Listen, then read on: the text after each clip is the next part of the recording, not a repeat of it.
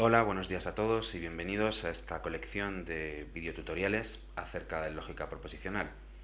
La intención que tengo con estos tutoriales es principalmente que me sirvan de apoyo para mis clases y que les puedan servir a mis alumnos para complementar las clases teóricas que doy en un instituto de secundaria, pero también pueden valer para cualquier persona que quiera introducirse en el mundo de la lógica, porque vamos a partir de cero y bueno, a pesar de que el nivel pueda ser nivel de bachillerato, en general vais a ver que pretendo que sea lo más fácil posible.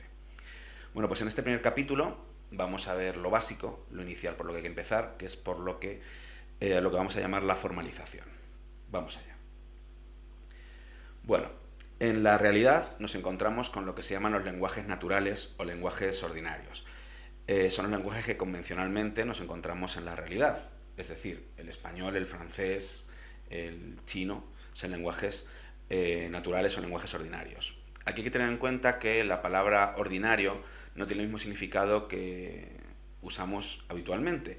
Algo ordinario suele decirse de algo que es de mal gusto, que es vulgar, pero aquí no. Aquí utilizamos ordinario simplemente como cotidiano, del día a día. Entonces yo, el lenguaje que utilizo, el castellano en este caso, es el lenguaje ordinario que utilizo en mi día a día, sin más. ¿Qué va a ser formalizar? Bueno, pues formalizar va a ser pasar, traducir estos lenguajes naturales, estos lenguajes ordinarios, a otro tipo de lenguajes. En este caso, a lenguajes que vamos a llamar lenguajes formales. Y en este caso concreto, vamos a traducir el lenguaje ordinario que utilizamos nosotros, los españoles, ¿no? En este caso, que es el castellano, a el lenguaje de la lógica de enunciados, también llamada lógica proposicional o también lógica de orden cero. Entonces, formalizar es traducir. Vamos a coger frases, proposiciones del castellano y la vamos a traducir a un lenguaje formal concreto, que en este caso, como he dicho, es el lenguaje de la lógica de enunciados. Vamos a ello. Bueno, en primer lugar, tenemos que definir ese lenguaje artificial. Nosotros hemos diseñado un lenguaje, o bueno, nosotros no, lo han diseñado lógicos matemáticos, pero tenemos que definirlo bien para saber traducirlo. El castellano, en teoría ya sabemos, pues ahora vamos a definir qué elementos tiene el lenguaje de la lógica de enunciados. Pues consta de 3 elementos principales y el primero van a ser un conjunto de variables proposicionales que vamos a formalizar con letras minúsculas, habitualmente por convención, sin más intenciones, empezaremos por la P, P, Q, R, S, T, U, V, W, así hasta acabar el abecedario. Si se acaba el abecedario, lo que habitualmente se hace es que comienzas por la A y si llegaras otra vez a tener que utilizar una segunda P, ¿no? Porque dieras toda la vuelta a todas las letras, pues le pondrías un superíndice, P', por ejemplo. Bueno, habitualmente no se llega, o en los ejercicios que nosotros haremos por lo menos, no llegaremos a tanto. ¿De acuerdo? Bueno, las variables proposicionales, estas letras, van a formalizar, van a traducir enunciados declarativos del lenguaje cotidiano o del lenguaje objeto. ¿Qué son los enunciados declarativos? Pues los enunciados declarativos son frases, proposiciones del lenguaje objeto, en este caso del castellano, de la cual podemos predicar su verdad o su falsedad. Es decir, podemos decir si son verdaderas o falsas. Por ejemplo, si yo digo, hay un automóvil blanco en el aparcamiento, esto claramente es un enunciado declarativo. ¿Por qué? Porque yo puedo comprobar si esto es verdadero o falso. Yo puedo ir al aparcamiento y ver si hay un automóvil blanco o no hay ningún automóvil blanco. ¿De acuerdo? Un claro enunciado declarativo, sin más. Otro ejemplo. La velocidad de la luz es de 300.000 km por segundo. Yo puedo hacer un experimento, como se hizo históricamente, para comprobar realmente si esta es la velocidad de la luz o es otra. Por lo tanto, esta frase puede ser verdadera o falsa, por lo tanto, es un enunciado declarativo. Mi hermana se llama Isabel. Igualmente puedo comprobar si mi hermana se llama así o no. La capital de España es Londres. Aquí tenemos una frase que es evidentemente falsa. La capital de España no es Londres, sino Madrid. Pero igualmente es un enunciado declarativo. Que sea falso no quiere decir que no sea declarativo. Que sea declarativo quiere decir que puedes decir que es verdadero o falso. Que sea susceptible de que puedas decir que es verdadero o falso.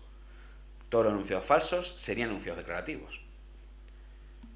Lo que no serían enunciados declarativos, y por lo tanto no podemos formalizar, no podemos traducir, vamos a ver que la lógica de enunciados, esta lógica que utilizamos, es la lógica, digamos, más básica que existe. Y por lo tanto es la más pobre a la hora de intentar formalizar el lenguaje. Es la que formaliza menos cosas del lenguaje. Entonces vamos a ver que hay muchos enunciados de muchos tipos que no vamos a poder formalizar. Hay otras lógicas más avanzadas, por ejemplo la lógica modal, que intenta formalizar otro tipo de cosas que nosotros no vamos a poder formalizar. Bueno, vamos a ver enunciados que no podemos formalizar de momento. Por ejemplo, una interrogación. ¿Dónde está mi automóvil? ¿Se puede decir de una pregunta de este tipo si es verdadera o falsa? Pues evidentemente no tiene sentido, es absurdo una pregunta. En cualquier caso, de la respuesta sí. Si yo digo, el automóvil está en el aparcamiento, entonces eso ya sí puede ser verdadero o falso. Pero de la pregunta, ¿dónde está mi automóvil? No podemos decir nada de eso. No es un enunciado declarativo. De una orden, guarda silencio, cállate. Evidentemente, tampoco aquí podemos decir que esto sea verdadero o falso. Del resultado sí, es decir, si luego a la persona a la que nos hemos dirigido, diciéndole que guarde silencio, si esa persona se calla o no se calla, eso ya sí podemos decir que es verdadero o falso. Pero a la orden, al imperativo en sí mismo, no. Muchas gracias. ¿Tiene sentido decir que muchas gracias cuando alguien nos dice eso es verdadero o falso? No. Por lo tanto, no es un enunciado declarativo. O un saludo, en este caso una despedida, adiós. ¿Es verdadero? ¿Es falso? No tiene sentido. Son enunciados que no podemos formalizar con la lógica de enunciados. ¿Cómo se formaliza un enunciado declarativo? ¿Qué es lo que tenemos que hacer? Pues vamos a ver que es trivial, es muy sencillo. Vamos a poner un ejemplo. Si yo digo, hoy está lloviendo, primero compruebo si es un enunciado declarativo o no. Y evidentemente lo es. Yo puedo mirar por la ventana y comprobar si hoy está lloviendo o no. Saber si es verdadero o falso. ¿Cómo lo formalizaría? Pues de la siguiente manera. Pongo una letra, en este caso empiezo por la P, ya sabemos que por convención realmente no estaría mal empezar por la A, por la B, por la C, pero nosotros elegantemente empezamos por la P. Pues P, 3 rayitas, este símbolo que está rodeado de rojo significa que esa letra traduce lo que viene después, o que es equivalente, o que es igual.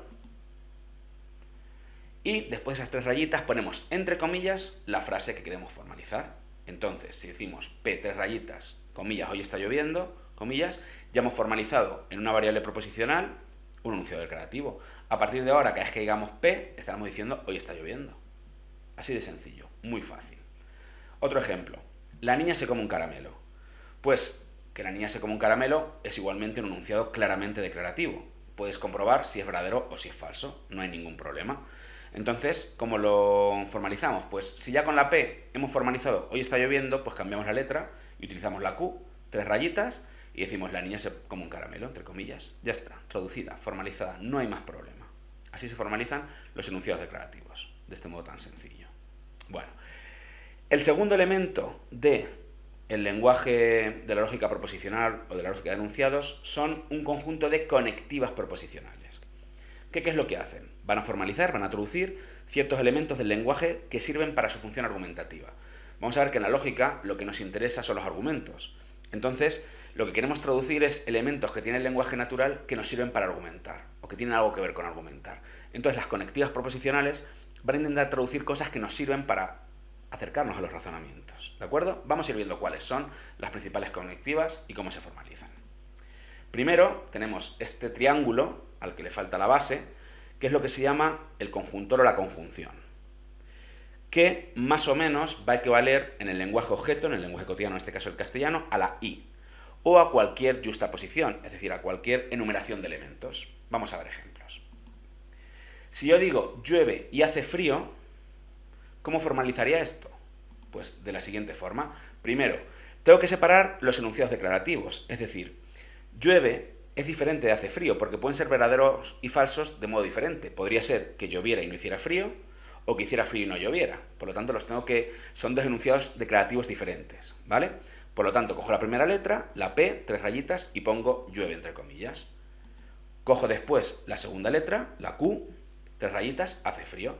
¿Y cómo se formalizaría? Muy sencillo, llueve y hace frío, se formalizaría P y el símbolo de la conjunción Q.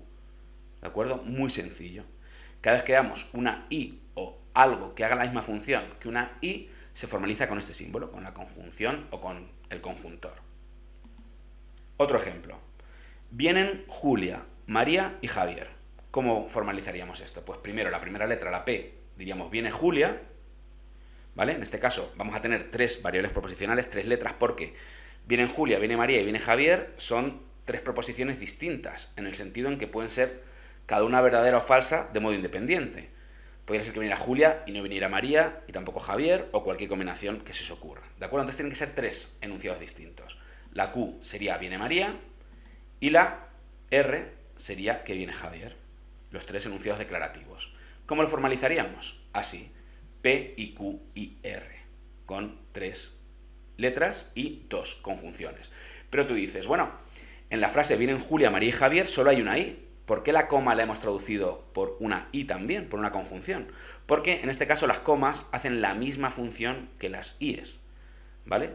Simplemente se pone coma porque lingüísticamente es más elegante, pero si dijéramos vienen Julia y María y Javier, tampoco realmente estaríamos diciendo algo mal, ¿no? Sería simplemente gramaticalmente feo, pero realmente el significado sería el mismo.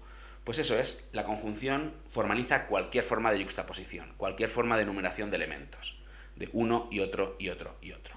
¿De acuerdo? Bueno, también hay expresiones que hacen esa función y que no hemos mencionado. Por ejemplo, el pero. Cuando decimos P pero Q, decimos llueve pero hace sol, pues ese pero también sería una conjunción, una I. P aunque Q, P y sin embargo Q, o también P a pesar de Q. En el fondo son frases, elementos del lenguaje cotidiano que hacen funciones de conjunción. Hacen exactamente lo mismo que una I. Por lo tanto, se formalizan con la conjunción. ¿De acuerdo? No tiene más misterio. Vamos a ver ahora otra conectiva. En este caso, el disyuntor o la disyunción, que su símbolo, como vemos, es una V grande. ¿De acuerdo? Y va a equivaler a la O en el lenguaje objeto, cuando damos a entender que hay una opción u otra. ¿De acuerdo? Por ejemplo, muy sencillo.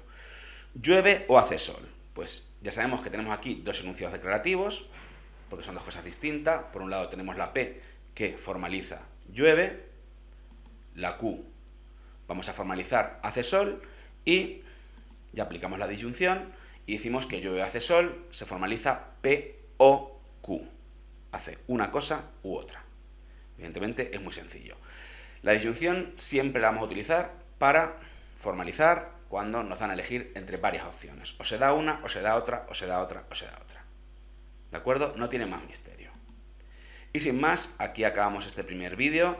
Si os ha gustado, darle al like, y aquí os pongo pues la dirección de mi blog, mi correo por si queréis mandarme algún correo, mi dirección de Twitter o también mi dirección de Facebook, la de mi página web, que es La Máquina de von Neumann. Sin más, pronto subiremos un segundo vídeo. Muchas gracias por vuestra atención y hasta luego.